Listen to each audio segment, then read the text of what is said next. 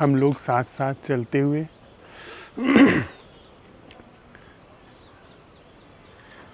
एक बड़ी ही रहस्यपूर्ण यात्रा का शुभारंभ करने जा रहे हैं। तब जबकि मौसम बड़ा ही खुशनुमा है, पहाड़ पर बादल अठखेलियाँ कर रहे हैं और अभी भोर में ही बारिश हुई है, जिसकी वजह से सोंधी हुई सुगंध चारों तरफ व्याप्त है। हम लोग साथ साथ चलते हुए एक ऐसी कला सीखने जा रहे हैं जो हमारे दैनंदिन जीवन की तो है, लेकिन कभी हमने उस ढंग से उस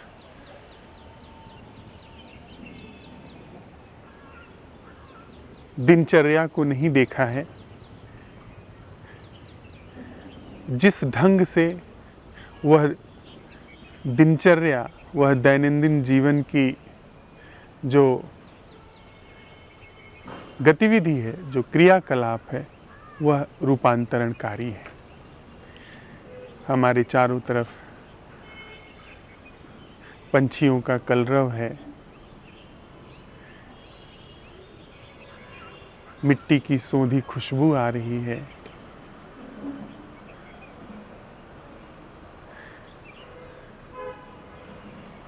वातावरण में एक ताजगी है। हम सब लोग इस ध्यानशाला का शुभारंभ करने जा रहे हैं। इन 7 दिनों में हम लोग संवाद की कला को सीखने जा रहे हैं। संवाद प्रायः हम सबको लगता है कि हम लोग बातचीत करने में दक्ष हैं, कुशल हैं, लेकिन सच्चाई यह है कि यह उतना ही बड़ा भ्रम है जितना बड़ा भ्रम यह है कि हम प्रेम करने में सक्षम हैं। हम प्रेम करने में कुशल हैं, हम प्रेम के पात्र हैं और हम प्रेम ले सकते हैं, प्रेम दे सकते हैं। उतनी ही बड़ी भूल संवाद के संदर्भ में है। वह व्यक्ति जो बोलना जानता है, वह व्यक्ति जो सोचना जानता है, वह व्यक्ति जो अपनी बात कह लेने में समर्थ है, जरूरी नहीं कि वह संवाद में समर्थ हो। संवाद बड़ी अनूठी कला है। संवाद जीवन को सारे भ्रमों से मुक्त कर सकता है।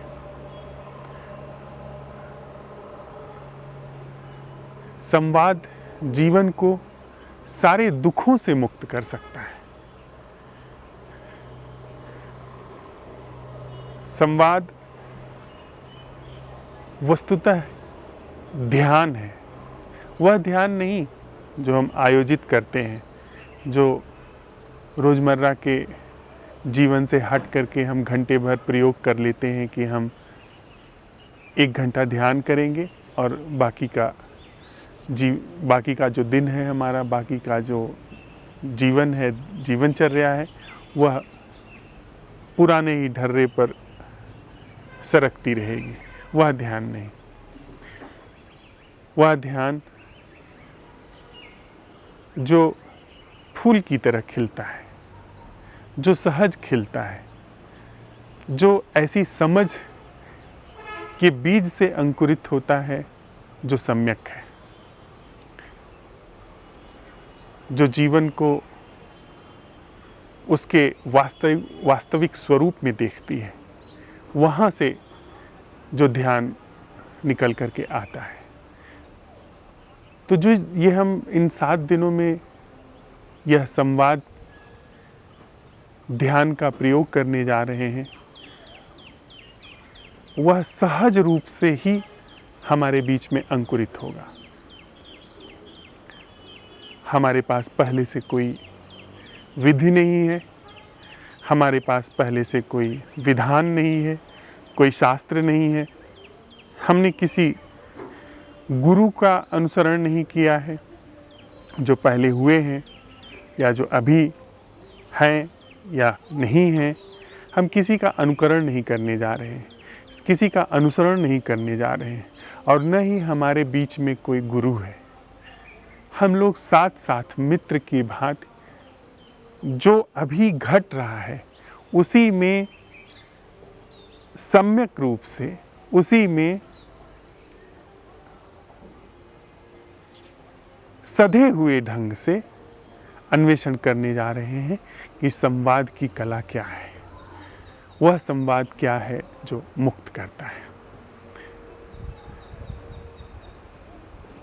जब हम यह संवाद की कला सीखने जा रहे हैं तो हम सुस्पष्ट हो लें कि हम कोई ऐसी कला नहीं सीखने जा रहे हैं जो कि पहले हम सीख लेंगे और उसके बाद जीवन में उतारेंगे।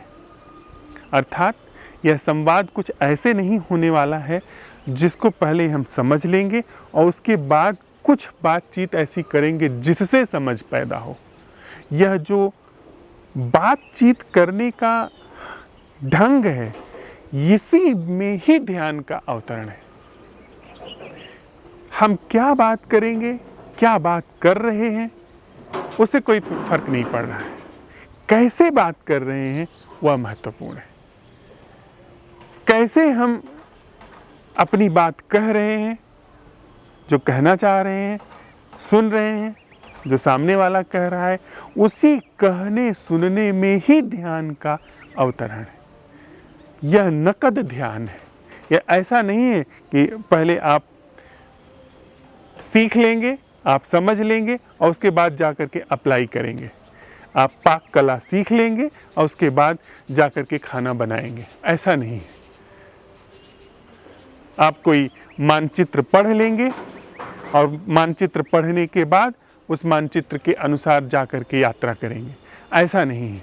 यह पढ़ने में ही, यह सीखने में ही, यह देखने में ही मुक्ति घटित होती है।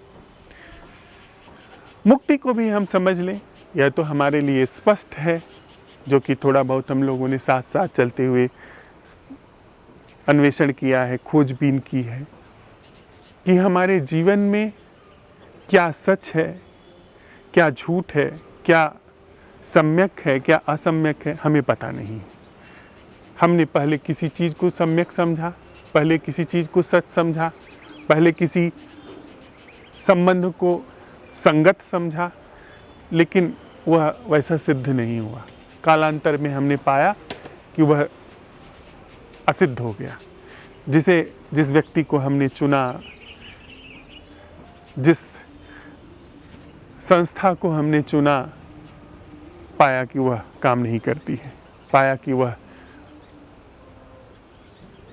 दूर तक नहीं ले जाती है, पाया कि वह सूनर और लेटर वो असम्यक हो जाती है। तो हम कम से कम इस स्थिति में हैं कि जीवन एक गहरा भ्रम है, गहरी दुविधा है, जिसमें बहुत कुछ ऐसा है जो हमको नहीं पता है, बहुत कुछ ऐसा है जो हम नहीं जानते हैं, और साथ ही साथ उसमें एक और तथ्य सामने आता है कि बहुत कुछ ऐसा है जो हमारे जीवन में दुखकारी है।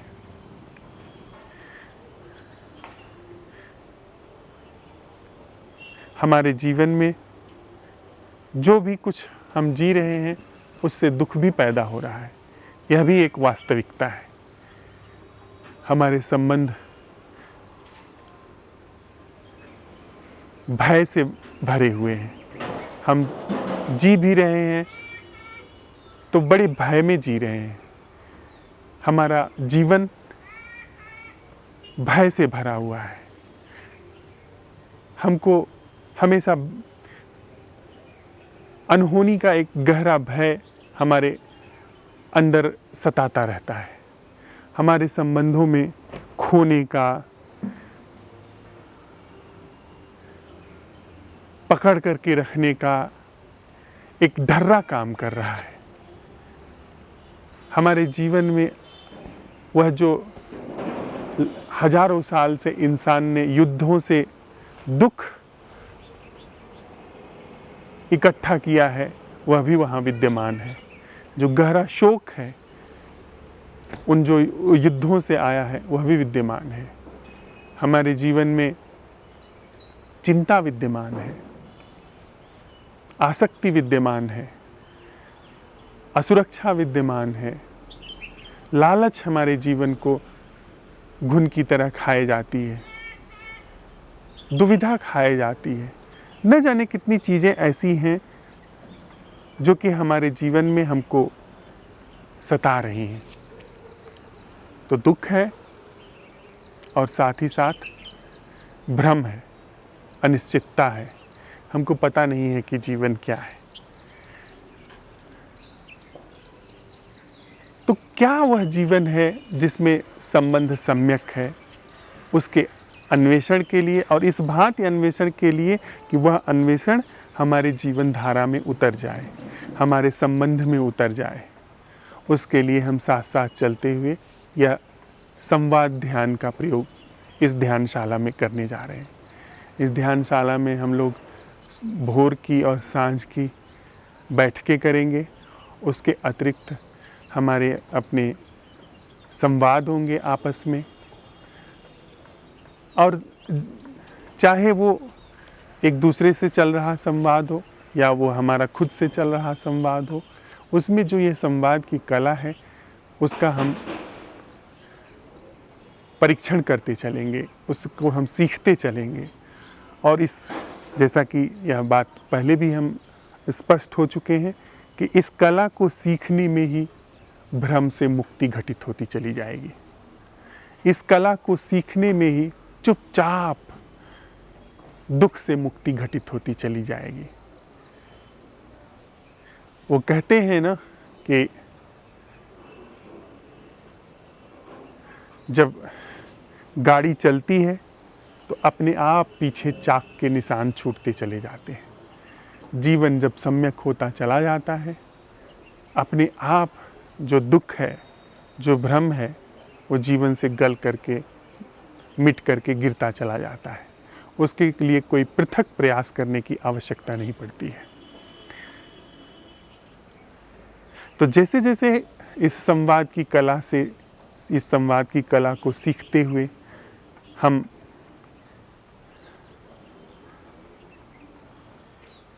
ध्यान को अवसर देंगे, वैसे वैसे बिना हमारे जाने ही जीवन के चेतन और अचेतन सभी तलों से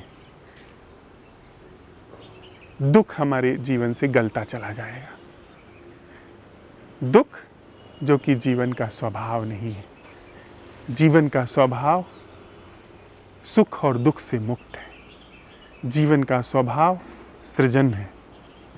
सहज ही हमारे जीवन में जहाँ दुख है, जहाँ छोटे छोटे कतरे तथाकथित रूप से सुख के आते हैं, उन दोनों से ही मुक्त होकर के सृजन की ओर बढ़ जाता है।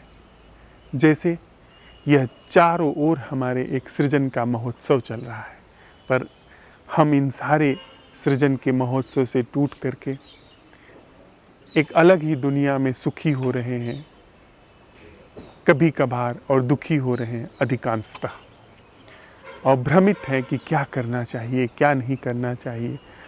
शंका है हमारे अंदर, संशय है, पूरे हृदय से कुछ भी हम काम नहीं कर पा रहे हैं। वह सहज ही वह दुविधा, वह अनिश्चितता का जगत हमारे जीवन से गिरता चला जाएगा। मुझे एक छोटी सी कहानी याद आती है कि एक व्यक्ति एक बार एक फ़कीर के पास गया और उससे उसने पूछा कि मैं कैसे मानूं कि आपके पास इतने सारे लोग जो ध्यान कर रहे हैं, जो ध्यान सीख रहे हैं, जो जीवन के अन्वेषण में लगे हुए हैं, उनको सच में ही कुछ पता चल रहा है? क्या ये सारे लोग जो यहाँ पर दिखाई दे रहे हैं, ये सारे लोग एक ही तल पे हैं? इनके जीवन में सच में कुछ घटित हो रहा है? देखने में तो ये सब एक साथ बैठे हुए दिखाई पड़ते हैं। क्या सबके अंदर एक ही तरह की जो आप शिक्षाएं दे रहे हैं वह काम कर रही है? उन्होंने कहा नहीं, ऐसा नहीं है। पर इसका उत्तर तुम ऐसे नहीं समझ पाओगे। उन्होंने अपनी जेब से एक पत्थर निकाला, उस व्यक्ति को दिया और कहा कि इसको ज़रा कोई भेंट कर गया है, इसका ज़रा बाज़ार में मूल्य आंक आओ, मूल्य पता करके आओ, बेचना मत इसे, बस इसका मूल्य पता करके आना कि क्या मूल्य होगा इसका। वह व्यक्ति बाज़ार में गया। बाज़ार में प्रवेश करने से पहले ही उसे दिखाई पड़ा कि कुछ साग बेचने वाले लोग वो सड़क के किनारे पटरी पर साग बेच रहे थे। तो उसने सोचा कि कभी उसने इस तरह का मोल भाव नहीं किया था, तो उसने सोचा यहीं इसका मूल्य आंक लिया जाए। तो उसने जो साग बेचने वाला था उससे पूछा कि भाई ये देखो, इसका क्या मूल्य दोगे? तो उसने उल्टा पलटा देखा, उसको कुछ बहुत समझ में नहीं आया। उसने कहा इसका क्या मूल्य मैं दूंगा, ये मेरा बच्चा खेल रहा है, तो चमकदार चीज़ मालूम पड़ती है, दे जाओ इसको अगर तुम्हारा मन है तो, ऐसे ही। लेकिन अगर तुम्हें मूल्य ही चाहिए तो बहुत करूँगा मैं, एक मुट्ठी भर साग ले जाओ, और क्या दे सकता हूँ। उसने कहा ठीक है, बेचना नहीं है, बस ऐसे ही मूल्य पूछ रहा था। वह थोड़ा और आगे गया, वह किराने की दुकान पर गया। वहाँ उसने उस किराने वाले से पूछा कि भाई इसका क्या मूल्य दोगे? तो उस व्यक्ति ने कहा कि इसका क्या मूल्य होगा। उसने उल्टा पलटा देखा, कुछ समझ में तो नहीं आता, ये मेरे किसी काम का नहीं है। हाँ, पर अगर तुम देना चाहते हो तो चमकदार चीज़ मालूम पड़ती है, देखने में अच्छी लग रही है, बटखरे का काम करेगी ये। मैं बहुत सारे पत्थर रखा हूँ जो 100 ग्राम, 200 ग्राम, 500 ग्राम के हैं, इसको काट छाँट के एक बाट का माप दे दूँगा, उसे अपना तौलने ओलने में एक मेरे पास और बटखरा हो जाएगा। उस व्यक्ति ने कहा नहीं,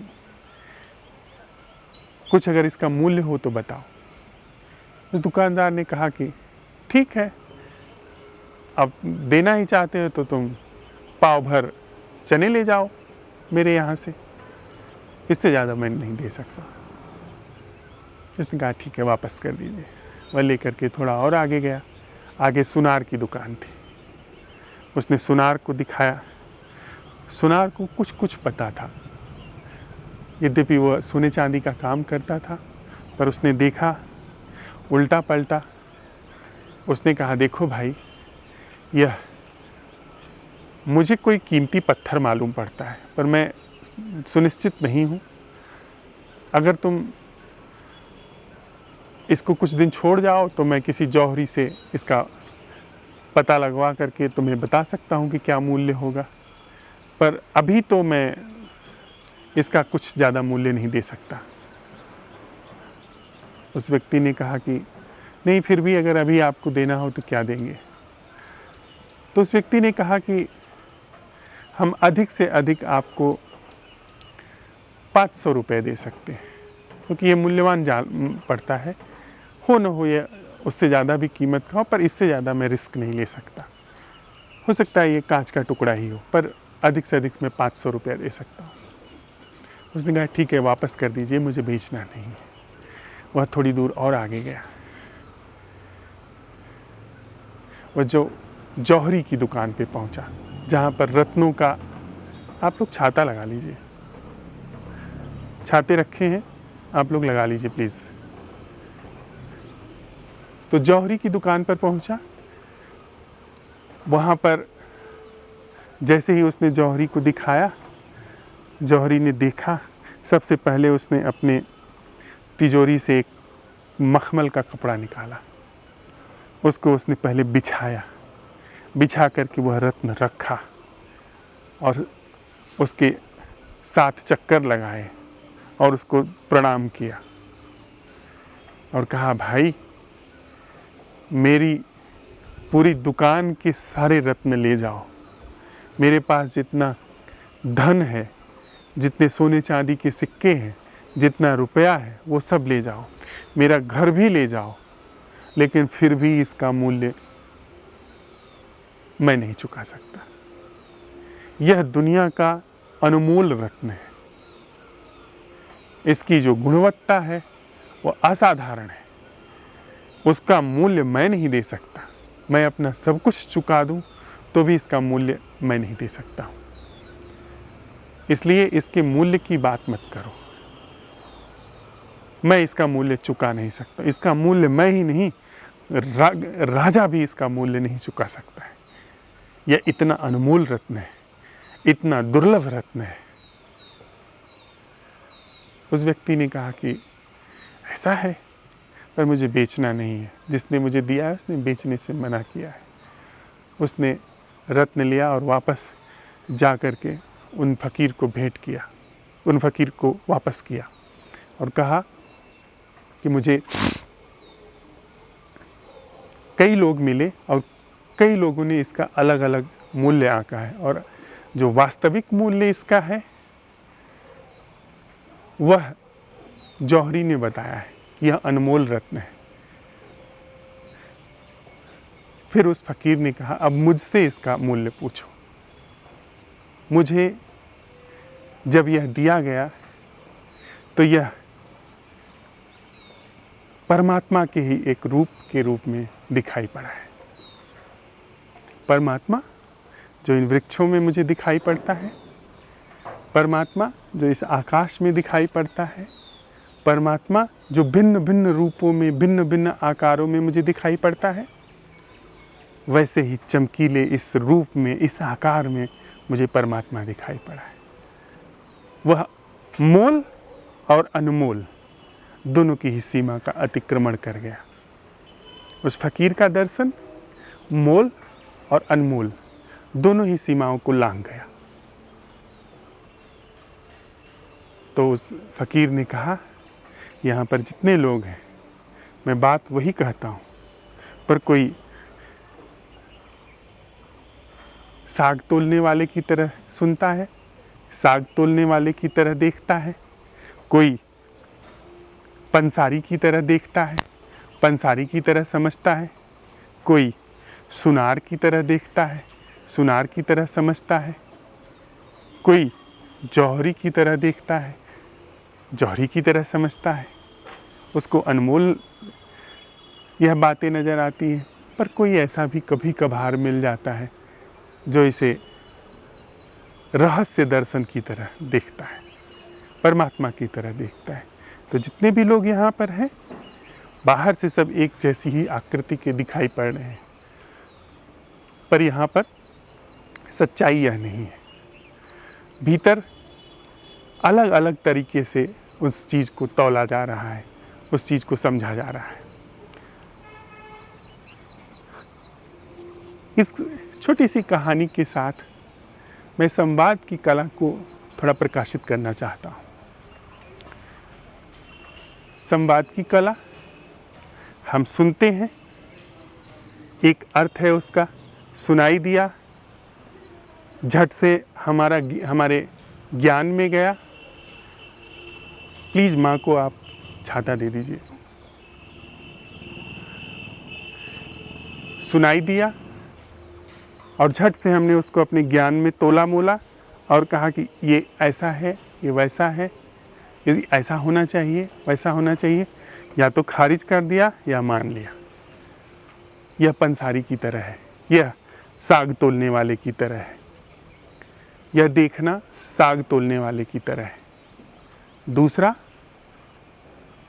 कोई सुनता है, सुनने के साथ साथ उसको समझता है कि यह मूल्यवान है, उसको रख लेता है। वह पंसारी की तरह है कि हाँ चलो ज़रूरत पे काम आएगा, कभी जब ज़रूरत आएगी तो यह काम आएगा, थोड़ा इसका मोल हो सकता है, तो थोड़ा वो सुन करके अपने अंदर रख लेता है। एक है सुना, बहुत सारी चीज़ें सुन रहा है, ये भी सुना, इधर से आया उधर से गया। दूसरा, उसको सुनता है, समझता है, रखता है, हाँ शायद कभी ज़रूरत पड़ जाए, बहुत सारी चीज़ें रखी हुई हैं और यह भी एक सुरक्षित रख लेता है। तीसरा सुनार है, जो उसको समझता है कि हाँ कुछ बातें हैं, पर वह अप्लाई नहीं करता, वह उसको अपने जीवन पे लागू नहीं करता। वह बस ये समझता है कि जैसे सारी चीज़ें चल रही हैं वैसे थोड़ा इसको भी अवसर दिया जाए, थोड़ा यह भी काम करे, पर जितनी त्वरा से, जितनी मात्रा से उसे अप्लाई करना चाहिए वैसे अप्लाई नहीं करता है। चौथा, उसको अप्लाई करता है, उसके अपने जीवन में उतारता है, लेकिन उतारने के बाद भी समझ नहीं पाता, यत्न बहुत करता है पर समझ नहीं पाता। और वह जो अंतिम है, वह सुनता है, पार उतर जाता है, सुनता है, दुख से मुक्त हो जाता है, भ्रम के समूचे स्वरूप से मुक्त हो जाता है, भ्रम की समूची संरचना से मुक्त हो जाता है, वह जो अंतिम है। तो संवाद की कला के उस तल पर हम बात करेंगे जो कि सुनने में ही मुक्ति है, सुनने में ही दुख का अंत है, कहने में ही दुख का अंत है। तो वह कहने और सुनने की कला का हम लोग प्रयोग करने जा रहे हैं। थोड़ा सा मैं इस संवाद के जो चरण हैं उसको एक विहंगम दृष्टि से हम प्रकाशित कर दूं और हम इसके संबंध में साझा हो लें। मैं बोल रहा हूं, जो मैं बोल रहा हूं वह एक ध्वनि के रूप में आपके कानों में जा रहा है, आपके कानों में सुनाई दिया, मेरे शब्द सुनाई नहीं दिए हैं, वे शब्द आगे बढ़ कर के आपको समझ में आते हैं। पहले आवाज़ सुनाई पड़ रही है, मैं जो बोल रहा हूँ आवाज़ सुनाई पड़ रही है, उसके बाद वह आवाज़ फिर मस्तिष्क में इलेक्ट्रिक वेव की तरह जाती है, विद्युत तरंगों की तरह हमारी नाड़ियों से होकर के वह हमारे मस्तिष्क में जाती है। फिर वह आवाज़ वहाँ जा कर के उस तरह की बहुत सारी आवाज़ें वहाँ पर संकलित हैं मस्तिष्क में, उनमें से वह चुनती है कि यह आवाज़ से मिलती जुलती स्मृति क्या है, और वह जा कर के उस स्मृति को छूती है। इसके बाद वह स्मृति जो रखी है आवाज़ की, वह स्मृति भाषा में रूपांतरित हो जाती है। यह क्रिया बड़ी तेजी से होती है, बड़े ही त्वरित गति से होती है, सेकंड के हो सकता है हजारवें हिस्से में यह घटना घटती हो, पर हो ऐसे ही रहा है। आप देखिए, आप आवाज़ सुनते हैं, सुनने के बाद वह विद्युत तरंगों से मस्तिष्क में जाती है, मस्तिष्क में वह आवाज़ पहले से, जैसे मैं एक आम शब्द का उपयोग करता हूँ, तो आम शब्द के लिए जो यह आवाज़ है, आवाज़ आपके कानों में गई, कानों से विद्युत तरंगों के माध्यम से संकेत मस्तिष्क में गया, और आम नाम की आवाज़ वह वहाँ संकलित है, रिकॉर्डेड है, और वह जा कर के आम नाम की आवाज़ को छू देती है, और आम नाम की आवाज़ को जब वो छू देती है तत्क्षण आ और म भाषा बन जाती है, क्योंकि उस आवाज़ के साथ भाषा भी संचित है, भाषा भी रखी हुई है, शब्द भी रखे हुए हैं। और फिर जैसे ही आम शब्द आता है तत्क्षण अर्थ प्रकट हो जाता है, वह छवि बन जाती है जिसे आम फल कहते हैं। यह हो रहा है। और इसके बाद फिर चौथी प्रक्रिया जो होती है, पहली आवाज़ सुनना, दूसरी भीतर जा कर के वह भाषा में रूपांतरण, उस आवाज़ का क्लिक करना, भाषा में रूपांतरण, तीसरा अर्थ प्रकट होना, और चौथी फिर आम मुझे अच्छा लगता है या आम मुझे अच्छा नहीं लगता, आम पीला होता है, आम ऐसा होता है, वैसा होता है, आम खाने पे एक बार मेरी तबीयत खराब हो गई थी, आम का मौसम ये है, वगैरह वगैरह, वो प्रतिक्रिया शुरू हो जाती है। इन 4 चरणों पर प्रायः हम लोग सुनते हैं। ये 4 चरण मुख्य रूप से, और भी छोटे छोटे चरण हैं, पर मुख्य रूप से ये 4 चरण हैं। अब इन 4 चरणों में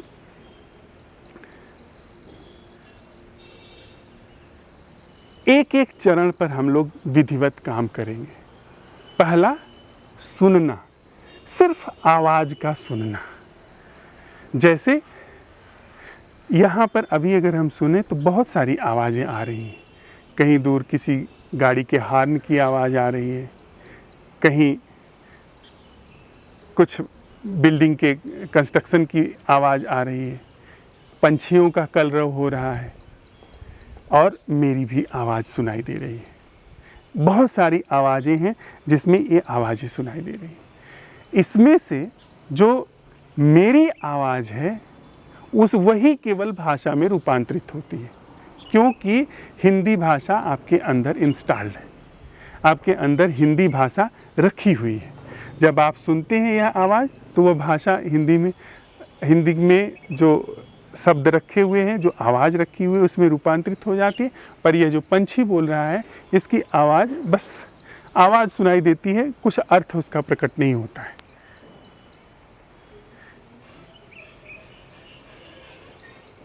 तो पहला जो चरण है उस पर हमें काम करना है कि क्या हम बिना चुने हुए सिर्फ आवाज सुन सकते हैं, सिर्फ आवाज, बिना भाषा में प्रवेश किए हुए। अर्थात जैसे बाकी सारी आवाजें आ रही हैं वैसे बिना, हमारे अंदर भाषा इंस्टॉल्ड है। जैसे मेरे अंदर तमिल भाषा इंस्टॉल नहीं है, आपके अंदर तमिल भाषा इंस्टॉल नहीं है। हम लोगों को अगर तमिल भाषा में कोई बोलेगा तो हमें बिल्कुल भी कुछ समझ में नहीं आएगा। हमें ऐसे लगेगा जैसे चिड़िया की आवाज़ आ रही है, बिल्डिंग कंस्ट्रक्शन हो रही है उसकी आवाज़ आ रही है, हॉर्न की आवाज़ आ रही है, बस वैसे ही तमिल भाषा की आवाज़ सुनाई देगी, भाषा में उसका कुछ भी अर्थ प्रकट नहीं होगा। तो पहला जो चरण है उसमें हम यह प्रयोग करेंगे कि क्या जो भाषा हमारे अंदर इंस्टॉल्ड है, जो भाषा हमारे अंदर रखी हुई है, वह भाषा बिना एक्टिव हुए सिर्फ आवाज़ हम सुन सकते हैं। या हम इस तरह सवाल उठा करके सुने कि जब आप हमें सुन रहे हैं तो सिर्फ आवाज़ सुनी जा सकती है। वह सुनना क्या है जिसमें सिर्फ ध्वनि है, जिसमें सिर्फ आवाज़ है। यह पहला चरण है। उसके बाद आगे के चरणों पर हम आगे आने वाले दिनों पर प्रयोग करेंगे। तो अभी जब हम लोग बातचीत कर रहे हैं तो इस संवाद में जो भी कहा जा रहा है क्या उसको बिना भाषा में प्रवेश हुए किए सिर्फ सुना जा सकता है, सिर्फ आवाज़। मैं फिर दोहरा दूं, वह सुनना क्या है जिसमें सिर्फ आवाज़ सुनाई दे रही है, जैसे चारों तरफ आवाज़ सुनाई दे रही है। क्षमता है मेरे अंदर हिंदी भाषा को समझने की, पर मुझे सिर्फ आवाज़, वह, इसका मतलब क्या, वह जो यांत्रिक रूप से भाषा एक्टिवेट हो जा रही है वहाँ पर हम अवेयरनेस को लेकर के आ रहे हैं कि जब हम अलाउ करें तब भाषा एक्टिवेट हो।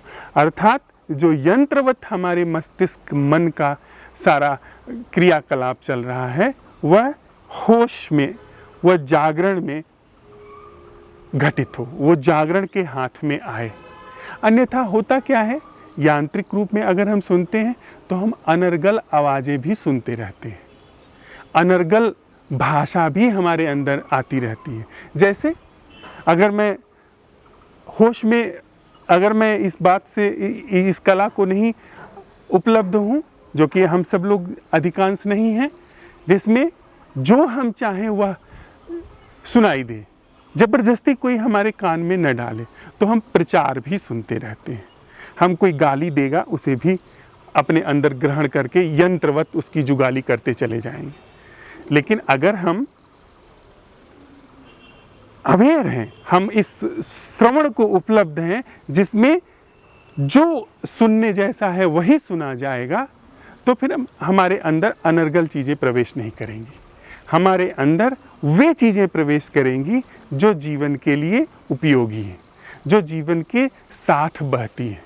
यह बड़ी अनूठी क्रिया है श्रवण की, कि अगर सुनना सम्यक रूप से हमें उपलब्ध है, सिर्फ सुनना, तो हमारे भीतर जो जीवन के साथ लागू है वही चीज़ें प्रवेश करती हैं। वे चीज़ें प्रवेश नहीं करती हैं जो जीवन का हिस्सा नहीं। हमारे भीतर भय नहीं प्रवेश करेगा, हमारे भीतर धमकी प्रवेश नहीं करेगी, हमारे भीतर कोई दुष्प्रचार नहीं प्रवेश करेगा, हमारे भीतर कोई भ्रम प्रवेश नहीं करेगा। जो जीवन पर लागू होगा वही प्रवेश करेगा। तो पहला हिस्सा हो गया श्रवण का, दूसरा बोलने का। संवाद में दोनों शामिल है। तो सुनने को हमने समझा, अब बोलने को भी थोड़ा समझते हैं।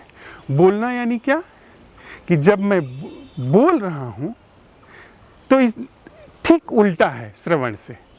श्रवण में पहले आवाज़ सुनाई देती है, उसके बाद वो आवाज़ भाषा में जाती है, शब्द बनते हैं, फिर वह भाषा अर्थ में जाती है, उसके बाद वे अर्थ प्रतिक्रिया में जाते हैं। फिर ये पूरा का पूरा सुनना एक तरफ का एक हिस्सा पूरा हो जाता है।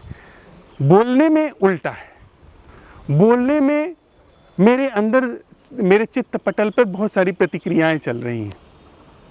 आपको मैं सुन रहा हूँ या बिना सुने ही मेरे अंदर कुछ चल रहा है, उसे मैं बोलना चाहता हूँ। तो पहले क्या है, पहले चित्त पटल पे मेरे बहुत सारे प्रतिक्रियाएं चल रही हैं। फिर वे प्रतिक्रियाएं